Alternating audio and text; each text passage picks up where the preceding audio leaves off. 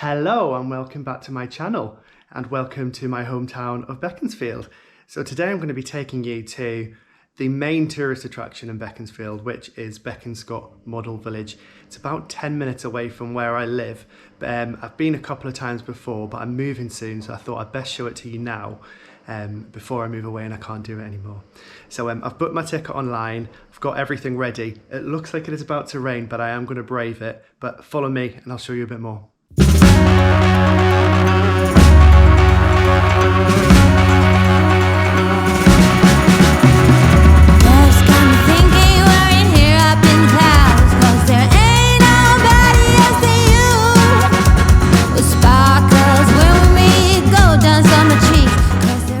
I've brought you on a little bit of a detour. It's actually pretty much a straight line from my house to get to Bekonscot Model Village, but I wanted to bring you by the train station.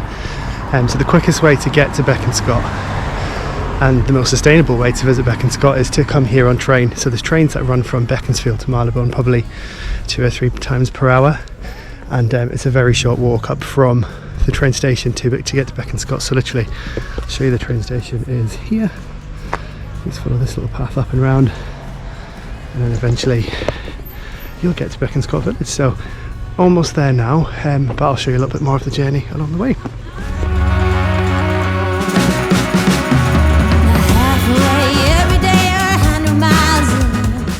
So just walking up to Bekonscot now, but let me tell you a little bit more about it. So Bekonscot is a model village, which is actually a miniature village is probably another word for it. When I first heard about a model village, I was like, what's a model village? Is it a village full of models?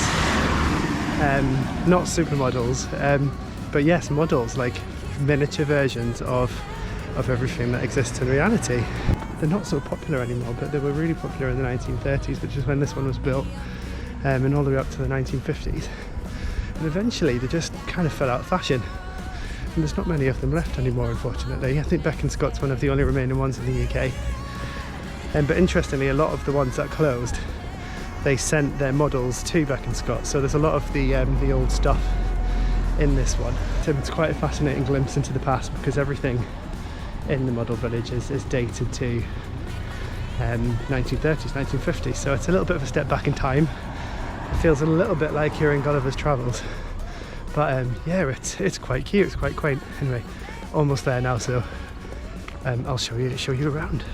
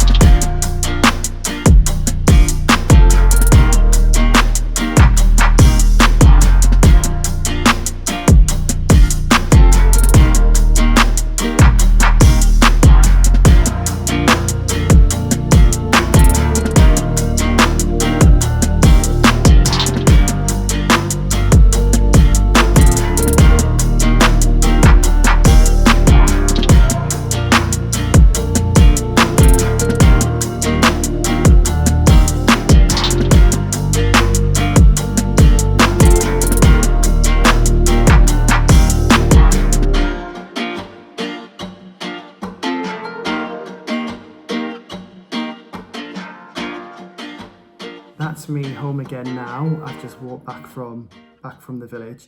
It started to rain, so I thought I'm not gonna mess around with filming in this tree. I'm just gonna get home.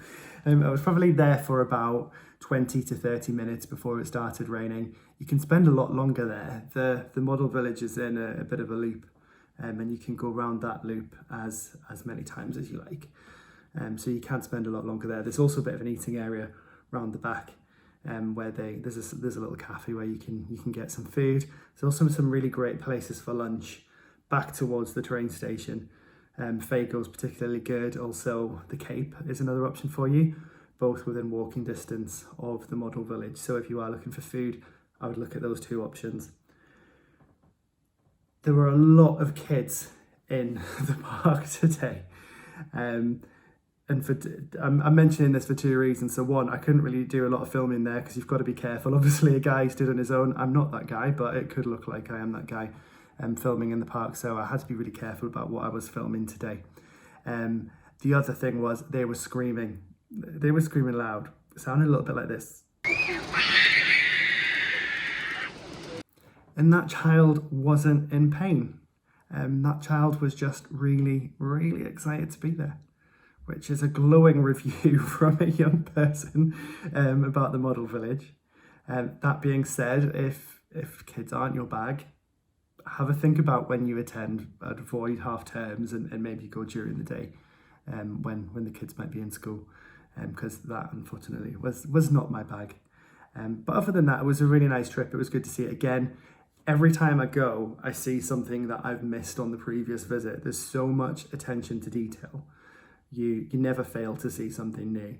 So if you're only going to visit once, make sure you go around that loop a few times just so you can spot everything that you need to see. Otherwise, make a plan to go back. There's always something that you missed on the first visit. I'm on my third visit and there were still things I hadn't seen from the previous two. So it's definitely worth returning if you're in the area or if it's easy to get to. As I said earlier, it's really important to book your ticket beforehand. Especially now that social distancing's in place, you get given a time slot for entering and that helps them with their social distancing efforts. So book ahead.